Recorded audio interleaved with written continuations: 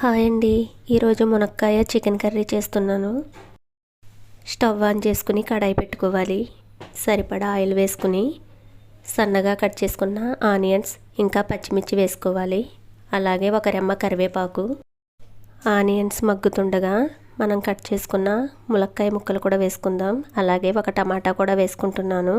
శుభ్రం చేసుకున్న చికెన్ కూడా వేసుకుని చికెన్లోకి 1 టేబుల్ స్పూన్ అల్లం వెల్లుల్లి పేస్ట్ వేసుకుని పచ్చివాసన పోయాక రుచికి సరిపోయే ఉప్పు, 1/2 టీ స్పూన్ పసుపు, 2 టేబుల్ స్పూన్ల కారం ఇవన్నీ వేసుకుని ఒకసారి కలుపుకుందాం. ఒక 5 నిమిషాల తర్వాత ఒక 1/2 గ్లాస్ వాటర్ పోసుకుంటున్నాను.